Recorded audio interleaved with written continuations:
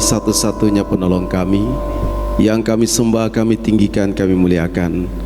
Firman-Mu satu-satunya dasar kehidupan kami, yang menuntun mengarahkan kami ke dalam kebenaran dan menjadi saksi Tuhan yang kuat dan yang bergairah. Kami percaya firman-Mu ya dan amin. Kami sambut dengan penuh sukacita dalam nama Tuhan Yesus. Amin. Silakan Bapak Ibu duduk kembali. Shalom. Perkenalan singkat, saya dan istri dari Nabire, Papua.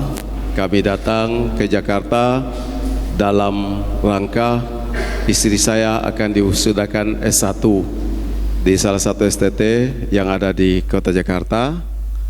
Kami melayani di Nabire dari tahun 2001 dan secara keabsahannya bergabung di GKRI pada tahun 2012.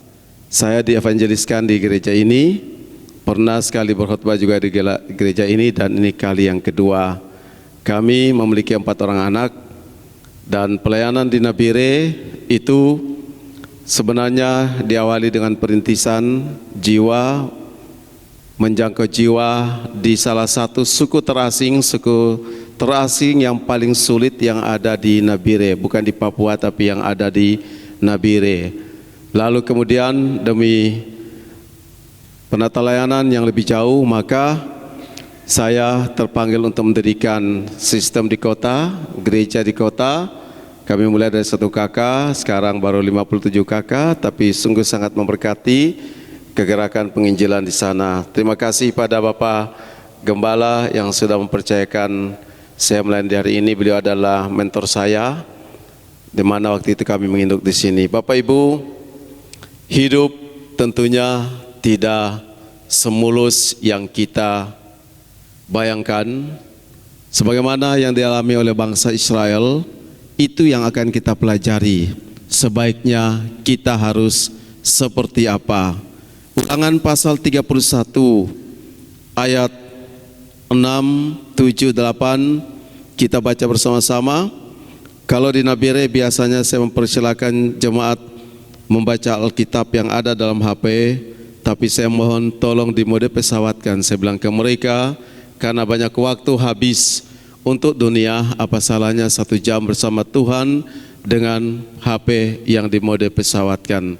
Saya percaya jemaat di sini lebih dewasa dan pasti sudah melakukan terlebih dahulu. Ulangan 31 ayat 6, 7, 8 kita baca bersama-sama. Mulai. Kuatkan dan teguhkanlah hatimu, janganlah takut dan jangan gemetar karena mereka, sebab Tuhan Allahmu, Dialah yang berjalan menyertai engkau. Ia tidak akan membiarkan engkau dan tidak akan meninggalkan engkau. Lalu Musa memanggil Yosua dan berkata kepadanya depan seluruh orang Israel, kuatkan dan teguhkanlah hatimu, sebab engkau akan masuk bersama-sama dengan bangsa ini ke negeri yang dijanjikan Tuhan dengan sumpah kepada nenek moyang mereka, untuk memberikannya kepada mereka, dan engkau akan memimpin mereka sampai mereka memilikinya. Sebab Tuhan Dia sendiri akan berjalan depanmu, Dia sendiri akan menyertai engkau, Dia tidak akan membiarkan engkau dan tidak akan meninggalkan engkau. Janganlah takut dan janganlah patah hati. Ini adalah nasihat Musa yang dia lakukan di pinggir sungai Yordan sebelum bangsa Israel masuk ke tanah perjanjian. Musa sudah memimpin bangsa ini dan dia tidak akan masuk ke tanah perjanjian dengan alasan Tuhan memarahi dia atas sebuah peristiwa. Untuk bisa masuk ke tanah perjanjian, Musa sangat kenal betul akan bangsa Israel yang sulit taat, yang sulit percaya pada pimpinan Tuhan selama 40 tahun, di mana berkali-kali mereka memberontak, sehingga generasi angkatan pertama menjadi habis, kecuali Yosua dan Kaleb. Musa pun tahu bahwa dia tidak akan memimpin bangsa itu masuk ke tanah perjanjian. Ada Yosua yang sudah bersama dengan Musa, tapi tentunya karisma kepemimpinan berbeda. Musa saja penuh dengan tantangan, apalagi Yosua, paling tidak seperti itu pemikiran Musa. Lalu bangsa ini juga sementara membawa bayangan informasi dari 10 pengintai yang mengatakan ngerinya tanah perjanjian itu sebab ada raksasa-raksasa dan juga kubu pertahanan yang sangat kuat. Dan Musa juga tahu bahwa bangsa Israel ini akan masuk ke tanah perjanjian yang dikatakan tanah yang penuh dengan susu dan madu, bukan dengan gampang, tapi ada proses untuk melewati sungai Yordan, yang sungai yang besar berderas, dan juga harus mengalahkan bangsa-bangsa tanah Kanaan yang cukup banyak di sana. Bapak Ibu, sehingga nasihat Musa ini sungguh-sungguh untuk menyiapkan bangsa Israel. Apabila sebentar lagi Musa tamat, ada Yosua yang memimpin mereka, bangsa Israel diajak, dikuatkan, diteguhkan, jangan takut, jangan tawar hati. Dalam pengertian Musa mau mengunci dengan 2 kata menurut saya, yaitu Tuhan saja. Ini yang menjadi tema di pagi hari ini, judulnya yaitu saya buat Tuhan saja. Bapak Ibu terkasih, ada 3 poin saya bagikan bagi kita. Saya harap khotbah saya tidak panjang. Kalau di Nabire juga khotbahnya biasa 30 menit, kecuali saya lupa, tidak lihat jam, bisa lebih sedikit. Bapak Ibu, Tuhan saja, hanya Tuhan. Mengapa ini penting bagi bangsa Israel? Tadi, karena ada latar belakang yang mempengaruhi kehidupan mereka, dan ada generasi baru yang akan masuk ke tanah perjanjian yang belum tahu perang, belum mengalami seperti angkatan pertama yang sudah habis, sehingga mereka diajarkan tentang pengalaman itu dan juga dikuatkan untuk siap masuk dengan Tuhan saja. Ada 3 poin yang diajarkan pada mereka, bahwa Tuhan yang di depan. Pasal 31 ayat yang ke-6 itu, sebab Tuhan Allahmu, dialah yang berjalan menyertai engkau. Saya ambil pasal 7 ayat bagian A. Lalu Musa memanggil Yosua dan berkata kepadanya di depan seluruh orang Israel, kuatkan dan teguhkanlah hatimu, sebab engkau akan masuk bersama-sama dengan bangsa ini ke negeri yang dijanjikan Tuhan dengan sumpah kepada nenek moyang mereka, untuk memberikan kepada mereka. Ayat yang ke-8, sebab Tuhan Dia sendiri akan berjalan di depanmu. Kenapa ini poin pertama yang saya bagikan bagi kita? Kalau Tuhan saja, berarti dimulai dari Tuhan yang di depan. Artinya ada satu pribadi yang diikuti, ada satu pribadi yang nyata bahwa Tuhan itu benar-benar ada. Itu pengertiannya kepada bangsa Israel. Aplikasinya langsung pada kita sama. Kalau kita bilang hanya Tuhan atau Tuhan saja, sudah bisa dipastikan Tuhan yang di depan atau yang lain yang di depan. Apakah benar Tuhan itu sudah ada di depan, atau memang Dia menjadi satu-satunya Tuhan yang kita sembah, yang kita tinggikan, atau ada Tuhan yang lain?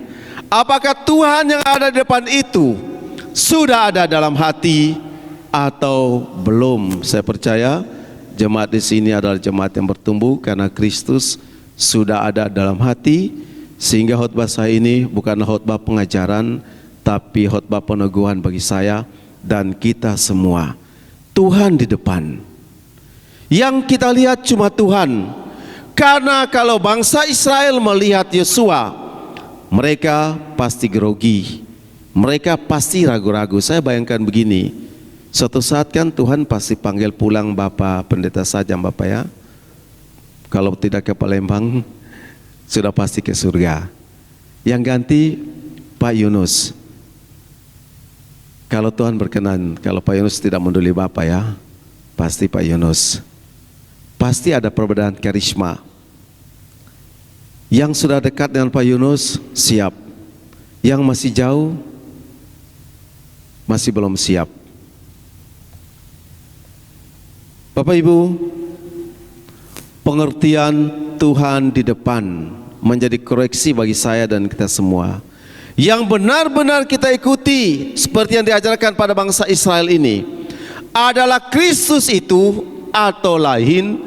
Tadi malam saya dalam komisi kaum bapa, saya berkhotbah mengajak renungan dari Mazmur pasal 23 ayat 1.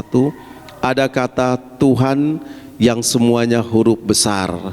Yang lain biasanya Tuhan huruf besar, yang lainnya huruf kecil.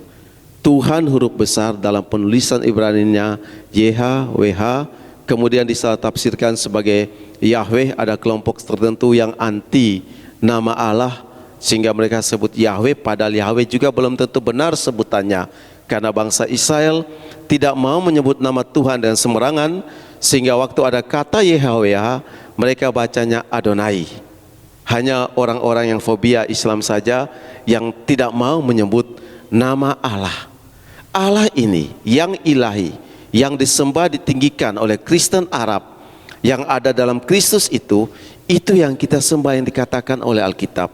Tidak ada yang lain. Bukan tradisi, bukan filosofi hidup, bukan primbon, karena ada yang menjadikan primbon sebagai Tuhannya. Bintang Leo itu singa, bintang Pisces apalagi, macam-macam. Sebagai Tuhan itu yang dihafal, ramalan yang dihafal sebagai Tuhan, tokoh-tokoh tertentu yang dianggap sebagai Tuhan.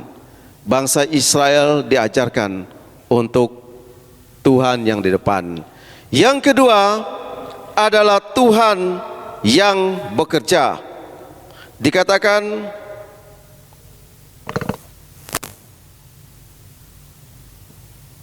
bahwa janganlah takut dan jangan gemetar karena mereka, sebab Tuhan Allahmu, Dia yang berjalan menyertai engkau, Ia tidak akan membiarkan engkau dan tidak akan meninggalkan engkau. Tuhan bekerja itu kemudian dibuktikan. Bangsa Israel bisa melewati sungai Yordan yang terbelah menjadi dua. Kalau waktu dalam kepemimpinan Musa, laut Teberau terbelah bagi dua. Dalam kepemimpinan Yosua, pembuktian bahwa Tuhan yang bekerja itu laut, sungai Yordan yang terbelah. Tuhan yang bekerja. Ini penting bagi bangsa Israel, karena dalam menghadapi berbagai bentuk peperangan, mereka tahu bahwa Tuhan yang bekerja. Dan Tuhan buktikan itu lewat sungai Yordan. Tuhan yang bekerja untuk menghancurkan tembok Yeriko. Hari pertama sekali keliling, hari kedua hingga hari ketujuh 7 kali keliling, tembok Yeriko menjadi rubuh. Bukan berarti kita tidak bekerja. Dalam pengertian Tuhan yang bekerja, kita aktif yang pasrah, bukan pasif yang pasrah. Karena Alkitab bilang yang tidak bekerja jangan dia makan. Dan Tuhan kita adalah kreator, pencipta. Kita jadikan serupa segambar dengan Dia, sehingga perlu bekerja. Berapa orang di Nabire, bapak-bapak malas kerja, hanya urus game dari pagi sampai malam. Istrinya bekerja luar biasa. Mereka tidak mau bekerja dan membuat istrinya begitu susah. Karena bapak ibu tidak kenal, jadi saya berani ngomong, tapi bukan di gereja kita, maksudnya di luar sana. Tuhan berkarya, Dia melakukan hal-hal yang nyata. Saya kira dan saya percaya bahwa dalam hidup kita, tadi malam saya dengan Bapak mentor saya ini kami cerita, beliau menceritakan tentang sejarah perjalanan gereja ini secara singkat. Begitu nyata pimpinan Tuhan. Bapak Ibu, saya ke Nabire tahun 2001 tidak ada lembaga yang mengutus, tidak ada yang menggaji saya. Tapi karena visi Tuhan saya ke sana. Mau tinggal di mana saya tidak tahu. Ini 22 tahun saya di Nabire, tidak ada lembaga yang mengutus. Tapi cara kerja Tuhan itu luar biasa. Sampai sekarang kami punya utang itu paling hanya di bank untuk kios kecil, tapi utang ke orang itu tidak ada. Bagaimana caranya? Tuhan yang bekerja. Waktu kami lapar, tidak ada makanan, kami kelai Mazmur 121 ayat 1-2. Aku melayangkan mataku ke gunung-gunung, dari manakah datangnya pertolonganku? Pertolonganku ialah dari Tuhan yang menjadikan langit dan bumi. Begitu banyak cara Tuhan yang Tuhan kerjakan dalam kehidupan kami. Kami percaya Bapak Ibu di sini juga bagaimana melihat cara Tuhan yang bekerja luar biasa dalam setiap tahapan hidup, dalam setiap musim hidup. Tuhan tetap nyata, Dia bekerja luar biasa dalam berbagai cara yang kita pikirkan dan tidak kita pikirkan. Dia bekerja. Kami rencana untuk di hotel di Jakarta ini karena ingin dekat dengan sekolah itu, STT IKAT, karena bapak kita juga dari STT IKAT ya. Tapi kemudian Ibu Yohana memang terkenal dia pandai bicara ya. Tapi ada positifnya, terus bicara harus di rumahnya, harus di rumahnya.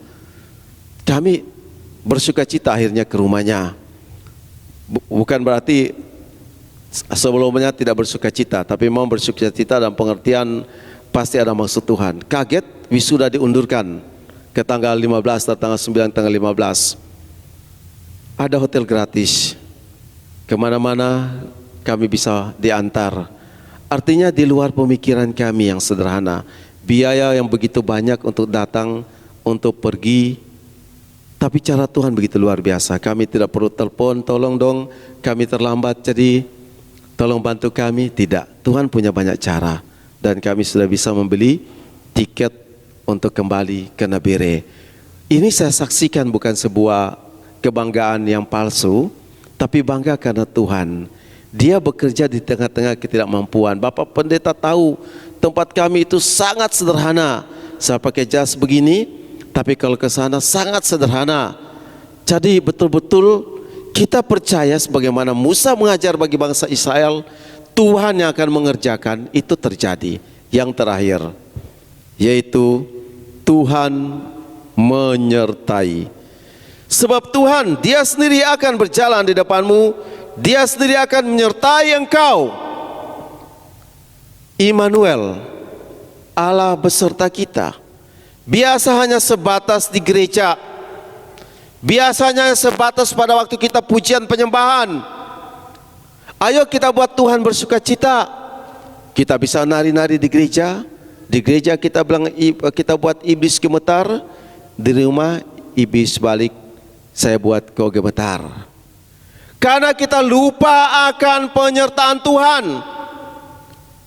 Betapa paradigma kita, mindset kita, presupposisi kita harus diubah, terus diubah oleh firman. Makanya tidak perlu bilang, aduh kenapa doa terus, kenapa firman terus. Tidak, kita harus belajar diubahkan. Pengertian Tuhan menyertai kita itu Immanuel, kita pegang. Bapak Ibu aminkan Tuhan menyertai kita, amin. Amin. Amin. Kita tes, apakah ada yang lain menyertai kita. Contoh, waktu jalan gelap-gelap di dekat kuburan, yang dirasa pertama Tuhan yang sertai atau setan? Yang rasa menyertai kita Tuhan atau setan? Tempat yang gelap, pas kuburan, jalan malam-malam, cari suami, pegang. Itu sebenarnya mental kita lagi mengatakan siapa yang sertai, Tuhan atau setan. Kita biasanya tertipu, padahal kita yakin Tuhan, iman kita, tapi mental kita setan. Yang berikut, masalah. Ada banyak masalah yang kita hadapi. Waktu masalah itu ada, kita lebih ingat Tuhan atau ingat masalah?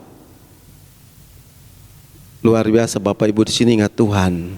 Di luar sana itu ingat masalah. Sampai stres, darah tinggi, mah, kanker. Karena sulit mengampuni kan pasti kanker. Karena metabolisme tubuh kan tidak berjalan dengan baik. Kita biasa ditipu oleh setan. Bangsa Israel tertipu kita pun bisa ditipu oleh setan. Tuhan tidak sertai. Masalah yang menyertai. Waktu kakak-kakaknya Daud dan Saul melihat Goliat, mereka lihat Goliat. Daud datang, dia melihat Tuhan. Cara pandang yang berbeda. Kita mulut ini bisa berkata lain, tapi sebenarnya saya percaya di hati kita itu ada. Bagaimana pola pendewasaan itu mengerjakan kita untuk benar-benar percaya pada Alkitab firman Tuhan. Tuhanlah jaminan, hanya Tuhan saja. Kita diproses, Tuhan bawa masuk dalam berbagai keadaan-keadaan yang tidak nyaman bagi kita. Tapi sebenarnya Tuhan lagi membentuk kenyamanan versi Tuhan. Tapi biasanya kita berontak, tidak mau. Ampuni, tidak bisa. Gara-gara dia masa depan saya hancur. Gara-gara dia saya dapat cowok yang jelek, istri yang empongan. Gara-gara dia, untuk apa ampuni? Susah. Karena kita tidak percaya penyertaan Tuhan, pembalasan adalah hakku. Kita tidak meyakini itu dan membiarkan kita membenci orang. Karena kita tidak meyakini penyertaan Tuhan yang adalah pembelaan yang dari Tuhan itu. Di akhir zaman ini banyak kesulitan, perang di Rusia menyerang Ukraina yang belum selesai, dampak global lainnya yang kita bisa lihat di televisi, itu tentunya menakutkan. Kita sudah lewat COVID, proses Tuhan melalui COVID, banyak gereja yang kosong. Lalu sekarang melihat proses yang baru lagi, menguji keyakinan kita bahwa Tuhan itu benar-benar menyertai atau tidak. Kita bisa salahkan bangsa Israel karena mereka masuk dalam tanah perjanjian itu berhadapan dengan banyak pergumulan. Walaupun katanya tanah susu dan madu, tapi banyak pergumulan, mereka gagal. Kita lihat pada hidup kita juga penyertaan Tuhan. Di dalam Matius pasal 20 ayat 28 19 atau 8 29, 30, dan aku menyertai kamu senantiasa sampai kepada akhir zaman. Ayat ini bisa kita hafal, tapi bisa kita lupa. Makanya kita perlu terus saling mengingatkan bahwa Tuhan itu Immanuel. Dia menyertai. Supaya kita meyakini Tuhan itu benar-benar menyertai, yang Tuhan mau sebenarnya bukan kita bekerja setengah mati melupakan waktu untuk Tuhan. Bukan, saya tidak katakan bahwa kita tidak boleh bekerja maksimal, tapi yang setengah mati itu yang jangan. Sampai lupa Tuhan, lupa pekerjaan Tuhan, lupa penginjilan. Padahal perkataan Yesus pada ayat yang ke-20 dimulai dengan ayat yang ke-19. Pergi jadikanlah semua bangsa muridku.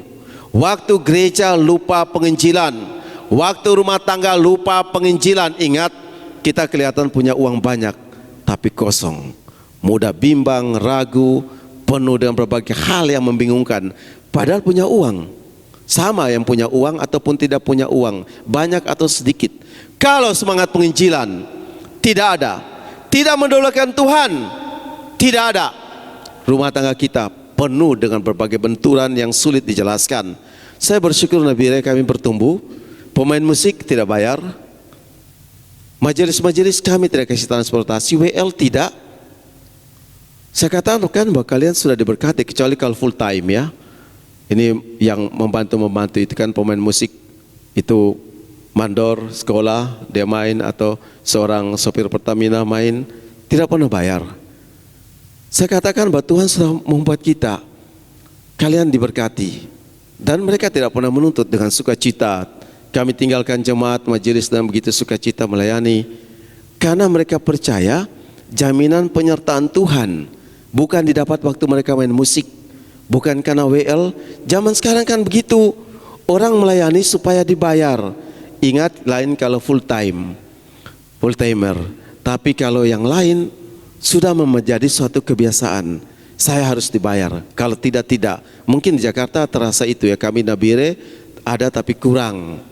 Orang melayani masih polos-polos, masih banyak, tapi banyak juga yang tidak. Di Jakarta juga masih banyak polos, banyak juga tidak. Yang saya katakan bahwa jangan sampai pelayanan hanya sebagai kesempatan untuk bisa hidup. Itu pasti akan mengalami sesuatu yang tidak pas. Tapi kalau kita yakin bahwa Tuhan ada, Tuhan hidup, Tuhan berkuasa, Dia menyertai, ya sudah. Hanya Tuhan saja. Tuhan berkati. Kita berdoa. Terima kasih untuk firman-Mu. Kami percaya Tuhan saja pengatur kehidupan kami, pemimpin kami. Terima kasih dalam nama Tuhan Yesus. Amin.